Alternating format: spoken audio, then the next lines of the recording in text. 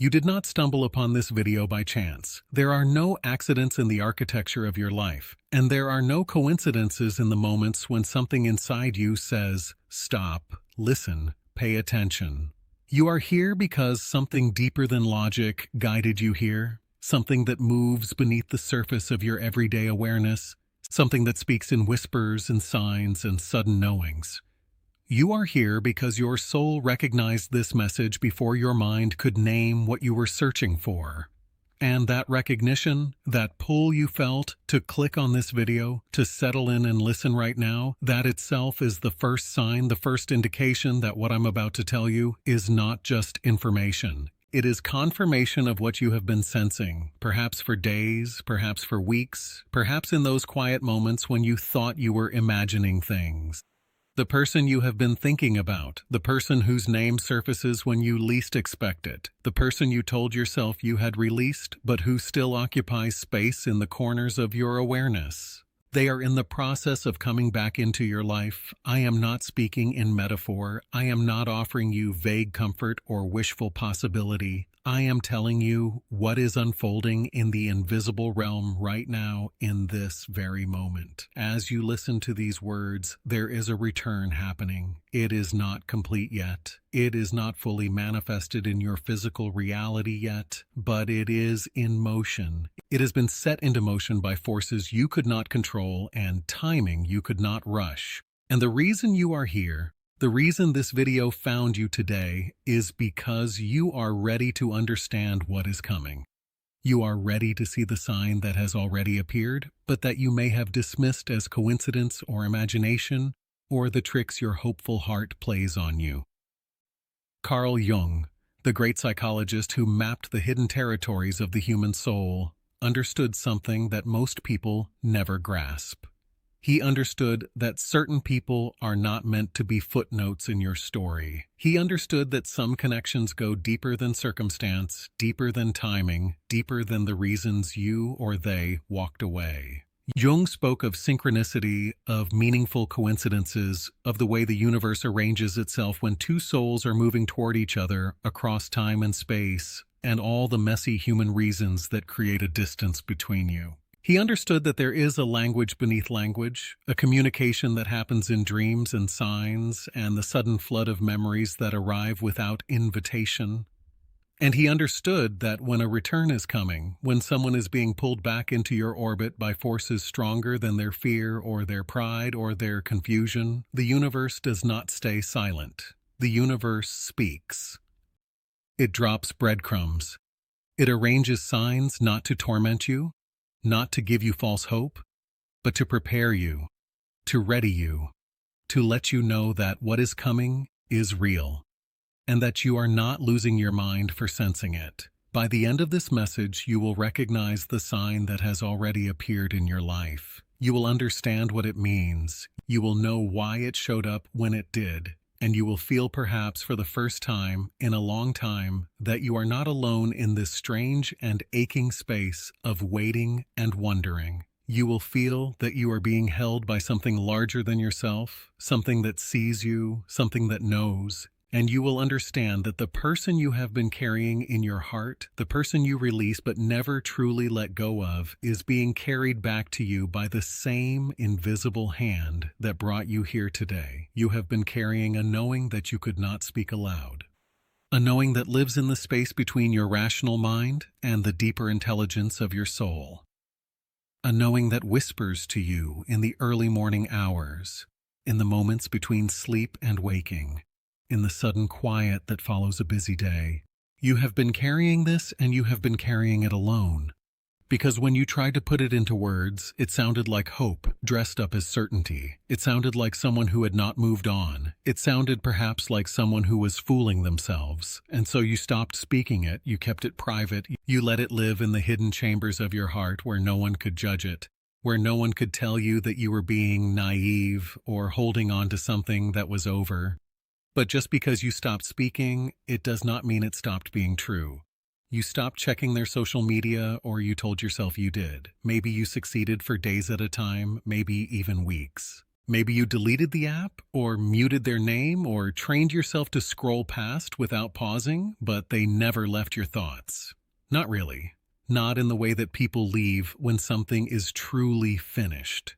They remained there, a presence that did not demand attention every moment, but that never fully disappeared either.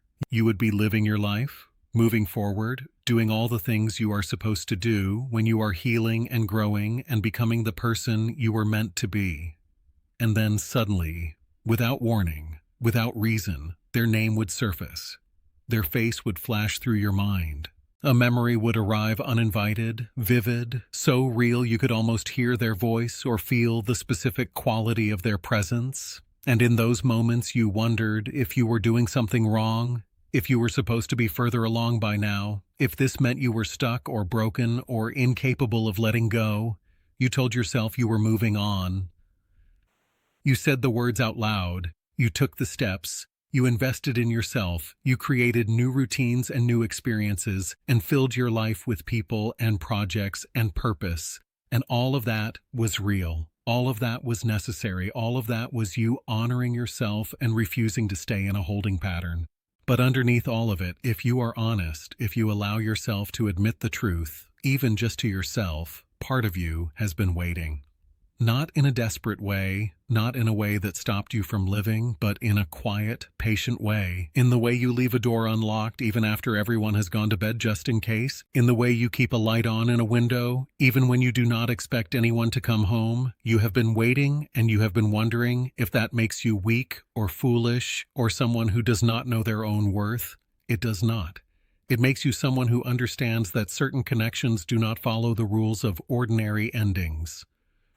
You have felt a strange pull recently. You might not have named it that way. You might have called it restlessness or nostalgia or just a weird phase you were going through. But there has been something in the air around you, something in the energy of your days, something that feels like the invisible world is shifting, like the tectonic plates of your reality are moving beneath the surface, rearranging themselves in ways you cannot see but can absolutely sense. You have felt it in your body, in your chest, in the flutter of your heartbeat when you wake up from a dream you cannot quite remember, but that leaves you feeling like something important just happened. You have felt it in the way certain songs find you, in the way certain numbers repeat themselves, in the way you suddenly think of this person with a clarity and intensity that takes you by surprise because you thought you were past this. You thought you had made peace with their absence. And here is what I need you to understand. What you have been sensing is not wishful thinking. It is not your imagination creating patterns where none exist. It is not the desperate fantasy of someone who cannot move on. What you have been sensing is real. It is energetic truth making itself known before physical reality catches up. It is the language your soul speaks when it recognizes that something is in motion, that something is coming, that the story you thought was finished still has chapters waiting to be written. Your logic will tell you to dismiss this. Your logic will remind you of all the reasons it ended, all the ways you were hurt, all the silence and distance and evidence that they moved on. Your logic will tell you to protect yourself, to stop hoping, to accept that it is over. And your logic is not wrong to be cautious, but your logic is not the only form of intelligence you possess. Carl Jung said this, and it is one of the most important things he ever wrote. The meeting of two personalities is like the contact of two chemical substances. If there is any reaction, both are transformed. You were transformed by this person. They were transformed by you. When two people meet at the level of the soul, when there is a true reaction, a true alchemy, something changes in both of them that cannot be unchanged. It does not matter how much time passes. It does not matter how much distance is created. The transformation remains. And transformation is never finished in one chapter. It does not complete itself the moment someone walks away. It continues. It deepens. It reveals itself in layers. What happened between you was not small. It was not nothing. It was the kind of contact that alters the structure of who you are.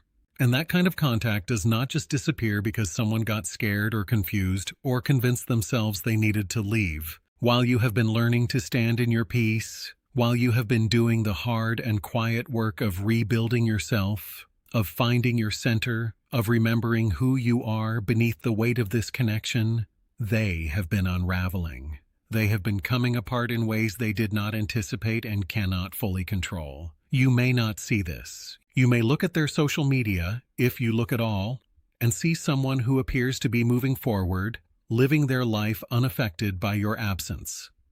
You may hear through mutual connections that they seem fine, that they are dating or working or traveling or doing all the things people do when they are supposedly over someone. But what you see on the surface is not what is happening in the hidden rooms of their inner world. What is happening there is a slow and relentless reckoning. What is happening there is the kind of unraveling that no amount of distraction can stop. They thought distance would bring clarity. That is what they told themselves when they walked away. When they created space, when they convinced themselves that what they needed was to be alone, to be free, to not be in the intensity of what you shared, they thought that if they could just step back, just get some perspective, just remove themselves from the emotional whirlwind of your connection, everything would make sense. They would see clearly. They would understand what they wanted. They would feel calm and certain and able to make a rational decision about whether to stay or go. But distance did not bring clarity. Distance brought haunting.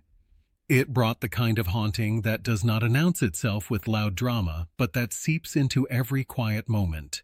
It brought your presence into their dreams. It brought your voice into their thoughts at random hours.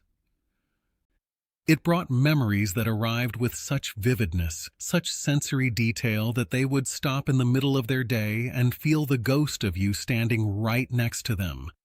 They have tried to replace what you gave them. They have tried to find it in other people, in new connections, in the arms and attention of someone who did not require the same level of vulnerability, the same level of truth, the same level of soul, deep intimacy that you required. They have tried to convince themselves that what they had with you was not unique, that it could be replicated, that anyone could make them feel the way you made them feel if they just gave someone else a chance. And every attempt felt hollow. Every conversation felt like a performance. Every touch felt like a reminder of what was missing. They would be with someone new and find themselves comparing, measuring, searching for the specific quality of presence you brought into their life and coming up empty. They would try to talk themselves into feeling something real, something sustainable, something that could justify their decision to leave you. And they could not, because what you shared was not ordinary. It was not replaceable. And on some level, even if they have not admitted it out loud, they know this. Late at night, when all the defenses drop, when all the rationalizations and justifications and carefully constructed narratives fall away, your name surfaces like an underwater confession. It rises from the depths of their consciousness without permission, without warning. And suddenly they are lying there in the dark, wide awake, thinking about you, wondering about you, replaying moments, replaying conversations, replaying the look in your eyes the last time they saw you. They wonder if you think about them. They wonder if you hate them. They wonder if you have moved on in the way they pretended to move on. They wonder if it is too late. They wonder if they destroyed something that could never be rebuilt. And the wondering is not occasional. It is constant. It is the background hum of their existence now. They are the one who left, but they are the one who cannot escape. They thought leaving would set them free. Instead, it locked them in a prison of their own making. A prison where every wall is covered with the image of what they walked away from. As it says in Ecclesiastes 3:6, a time to search and a time to give up, a time to keep and a time to throw away. They threw away. They threw away what you offered them because they were afraid or confused or convinced by their own fear that staying was the wrong choice.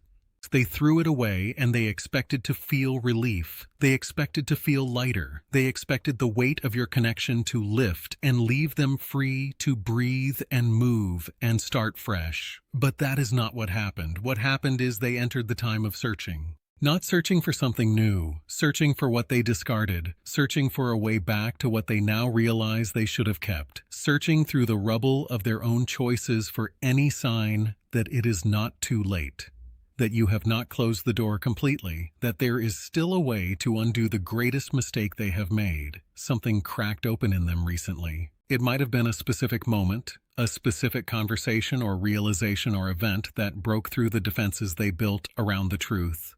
Or it might have been cumulative, the slow erosion of denial until the dam finally gave way. But something shifted, something inside them that had been locked and frozen and refusing to feel the full weight of their loss suddenly thawed. And when it thawed, when the feelings came rushing back in, it was not gentle. It was not a quiet awakening. It was a flood.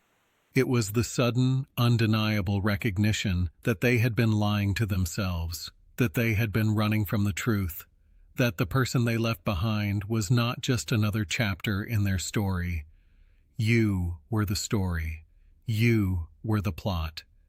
You were the point. They are doing shadow work now. Whether they call it that or not, they are being forced to look at the parts of themselves they ran from. The fear, the self-sabotage, the patterns they inherited from childhood or past relationships or a lifetime of protecting themselves from being truly seen. Carl Jung called this the integration of the shadow.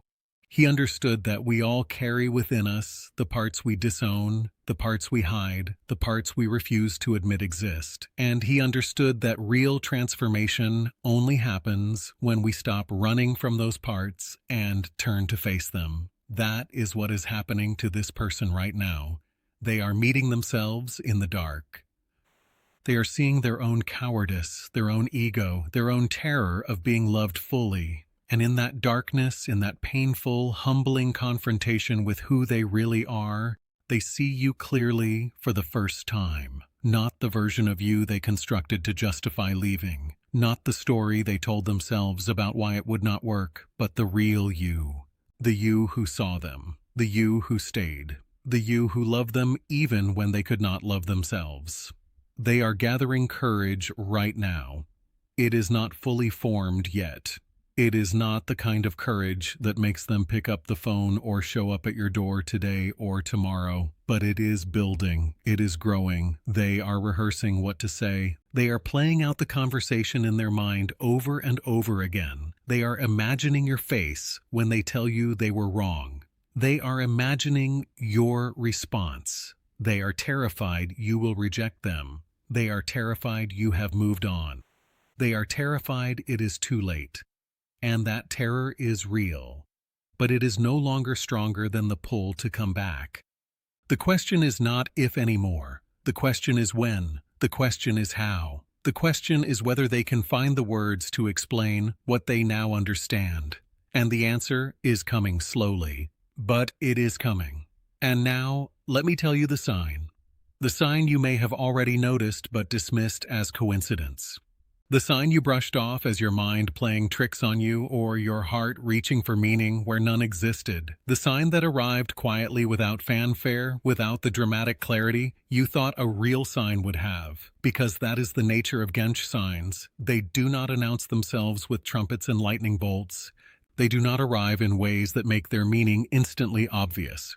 They slip into your awareness gently, subtly, in form so understated that your rational mind can easily explain them away. But your soul knows. Your soul recognized the sign the moment it appeared, and now it is time for your mind to catch up. It is time to decode what has already been placed in front of you. The sign is not dramatic. It is not a phone call out of the blue or a message that lands in your inbox with perfect timing. It is quieter than that. It is layered. It is personal. It is designed specifically for you in a language only you and the universe share. For some of you, the sign has appeared in numbers, repeating numbers. You have been seeing 1111 on clocks and receipts and license plates, or 22 or sequences that include their birthday, the day you met, the numbers that carry meaning only you would recognize. You told yourself it was just pattern recognition, just your brain doing what brains do, finding repetition in randomness. But these numbers do not appear randomly. They appear in moments when you were just thinking about this person. In moments when you were asking silent questions about whether they would come back. In moments when your soul was reaching across the distance and the universe was answering. For others, the sign has come through sound. Songs from your time together have been playing everywhere. Not songs you sought out, but songs that find you. You walk into a store, and there it is. The song that was playing the night you first kissed, or the first time you said I love you, or the last time you saw each other, you turn on the radio, and within minutes, without searching, without explanation, that song fills the car. You are scrolling through your phone, and an algorithm you do not control serves you a melody that stops you cold because it belongs to both of you. Once is coincidence, twice is curious. But when it happens again and again, when the same songs circle back into your life through channels you did not choose, that is not accident. That is orchestration. That is the universe using sound to remind you that what you shared is not over. Some of you have been dreaming about them. Not every night, but enough that it feels significant. You wake up and you cannot remember the specifics. You cannot hold on to the narrative of the dream, but you remember they were there. You remember the feeling of their presence. You remember the sensation of being close to them again, of things being okay between you, of something unspoken but understood passing between you in the dream space. And you woke up with a strange ache in your chest, a longing you thought you had processed and released, suddenly fresh and raw again. Those dreams are not random firings of your subconscious. Those dreams are meetings, energetic meetings that happen in the realm where physical distance does not apply. They are thinking of you before they fall asleep. They are reaching for you in the space between waking and sleeping, and your soul is responding. Sudden memories have been surfacing out of nowhere. You will be doing something completely unrelated, something mundane, and suddenly you are back in a specific moment with them. You can see it, you can feel it, you can hear their voice. The memory arrives with such force and clarity that it is almost disorienting, as if time folded and you were actually there again for a few seconds. These are not nostalgia, these are activations. Specific memories rising to the surface because they are being activated in the other person's mind first.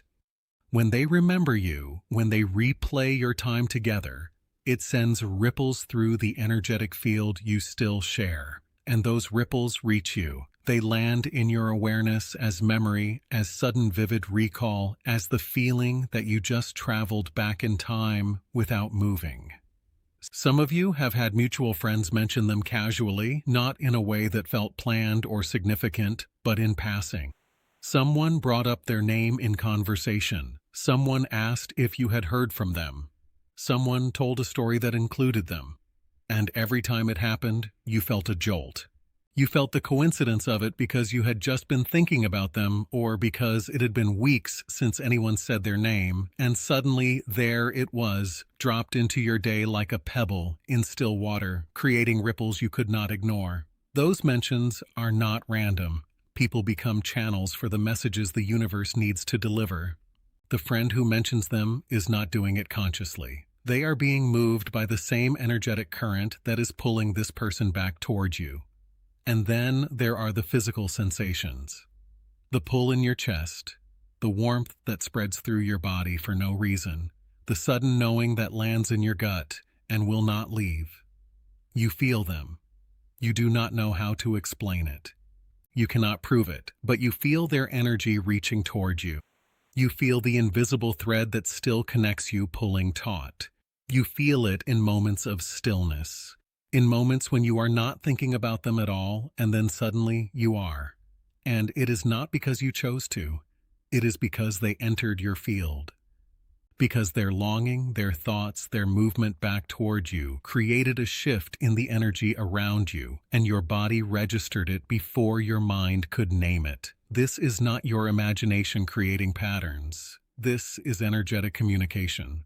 Carl Jung spoke of synchronicity. He described it as meaningful coincidences that defy logical explanation. Events that have no causal relationship but that carry profound significance.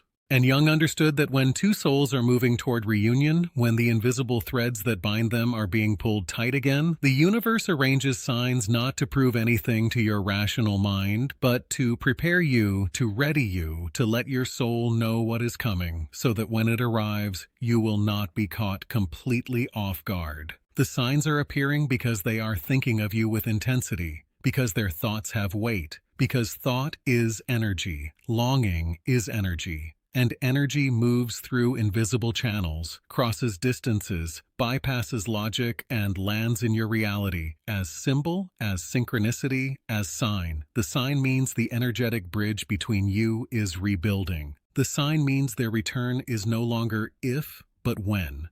The sign means your soul knew before your mind caught up. Trust what you have been sensing. Trust what you have been seeing. You are not making this up. You are reading the language the universe speaks when something real is on its way back to you. So when will they come back? And what are you supposed to do while you wait? This is close, very close. Not years, not months. We are talking about weeks. We are talking about the time it takes for courage to override fear, for clarity to become action. It will happen when you least expect it, not when you are staring at your phone, not when you are analyzing every interaction, but when you have finally exhaled, when you have finally stepped into your peace. Carl Jung said, "Everything that irritates us about others can lead us to an understanding of ourselves." The waiting is not punishment. It is your final preparation. Your role right now is not to reach out, not to chase, not to test the waters. Your role is to hold your frequency, to stay anchored in your worth, to become so solid in who you are that their return is not your salvation, but a bonus. The energy that calls them back is not your longing. It is your peace, your stillness, your refusal to collapse into desperation. Do not act. Do not perform. Simply be. The pull of your peace is louder than any words you could say, and now I need you to understand something that will set you free. You are allowed to receive them back. You are allowed to choose yourself instead. Both responses are sacred. Both are valid. You are not desperate for choosing love. You are not cold for choosing peace. If they return and you feel yes, honor it. If they return and you feel no, honor it. If they never return and you build something new, honor that too. The sign was not for them. The sign was for you to remind you that you are not forgotten. Not by them, not by the universe, not by your own soul. Carl Jung said, "I am not what happened to me. I am what I choose to become." Right now, you are choosing, and that is where your power lives. If this message found you at the exact right moment, write in the comments. I trust the timing. If you want more messages that speak to your soul, subscribe. If someone you know needs this, send it to them. You might be their sign. Say this out loud before you go. I am sovereign. I am ready. I trust what is mine. The sign is here. You are here. Nothing meant for you will pass you.